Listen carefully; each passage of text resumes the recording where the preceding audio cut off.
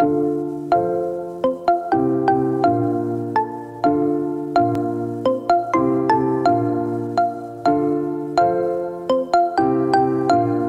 right, 10 minutes before 11 o'clock. Thank you for tuning in. For you, you've been up maybe 5 hours?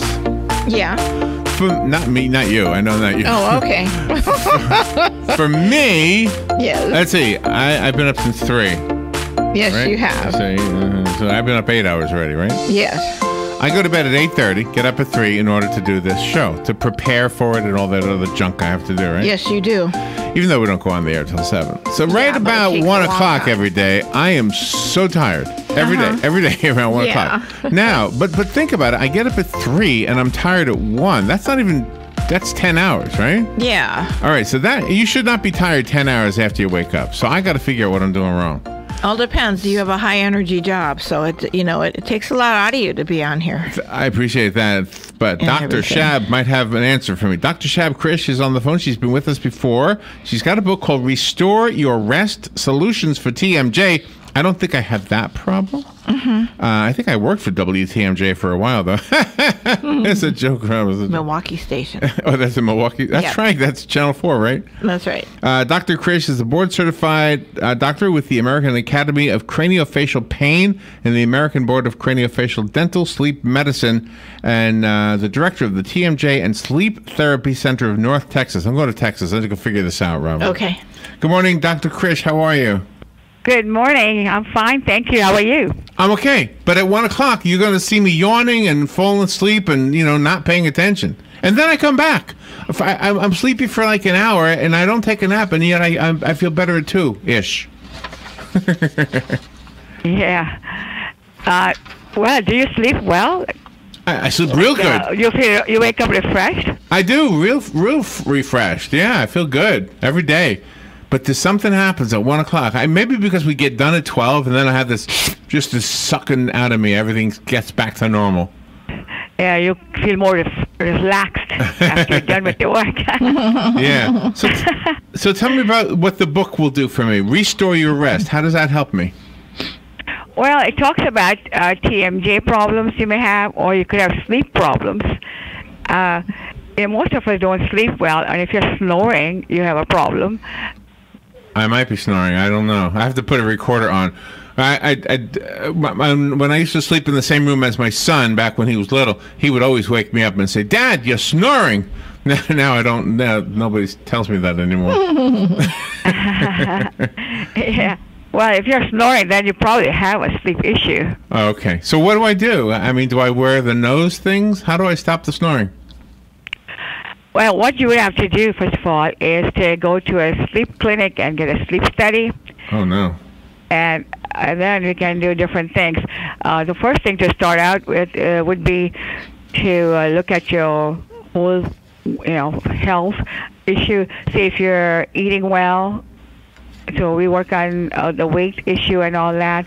Oh, okay. And then, so everything. So if I was healthier, then I'd probably sleep better, and then I'd be healthier. Even more healthy, right? That's right. That's right. How do you sleep? You okay?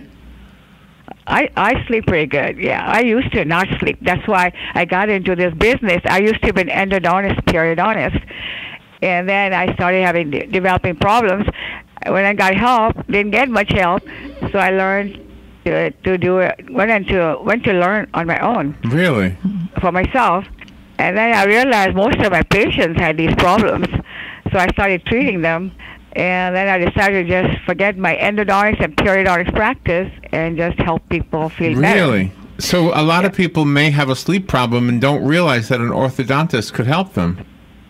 Yes, that's true. About 40% of the population has a snoring issue, out of which 24% have a real sleep disorder, and 9% of women and about 20% of men are supposed to have sleep disorders. And what kind of things will that lead to?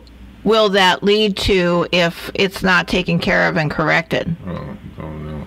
Well, you could have many problems, like you could have diabetes, heart disease, you wake up with a headache, you don't sleep well, you can have accidents. And kind of accidents? Yeah. You mean like a car accident? You could have, Yeah, car accidents.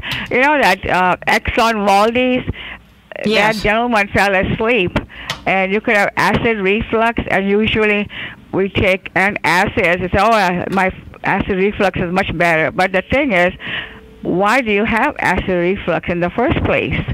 And so you can have weight gain, like you will gain weight because you're not sleeping well. So you can sleep well and lose weight. How nice is that? Or you could have strokes.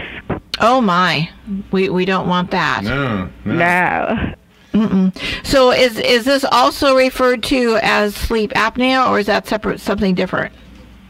No, it's related to sleep apnea. So snoring is like the first symptom of sleep disorder, and then you may have a sleep apnea. You could have other problems too, like you may not be diagnosed with sleep apnea, but you do have a sleep issue.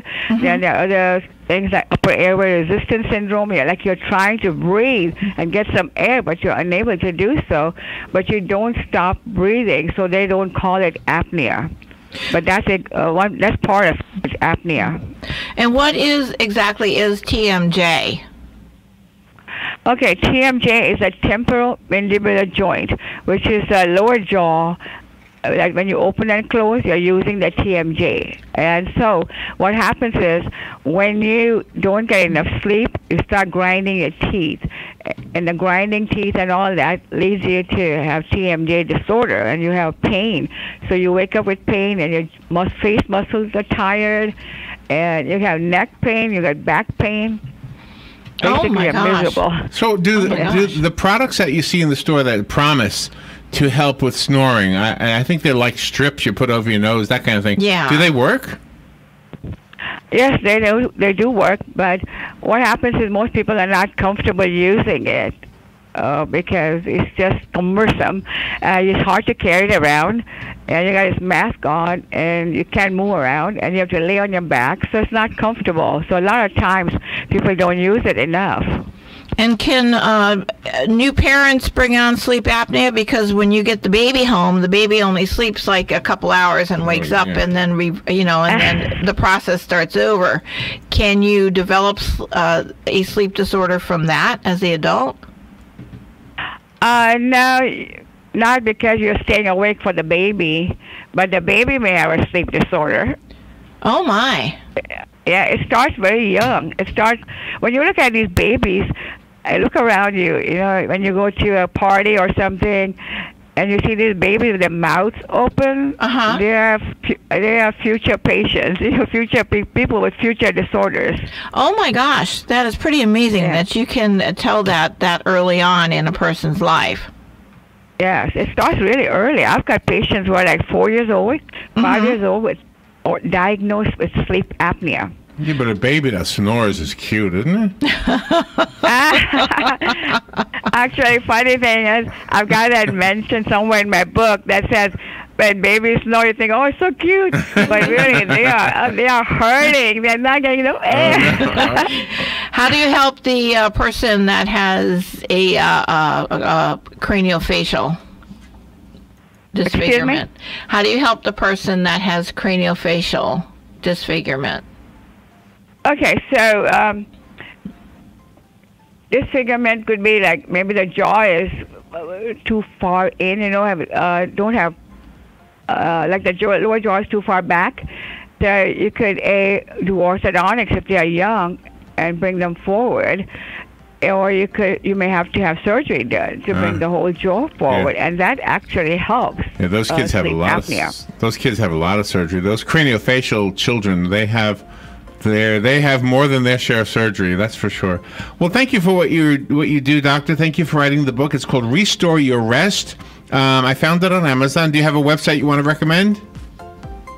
Yes, drshabkrish.com. You can take my assessment to see if you do have a problem or not.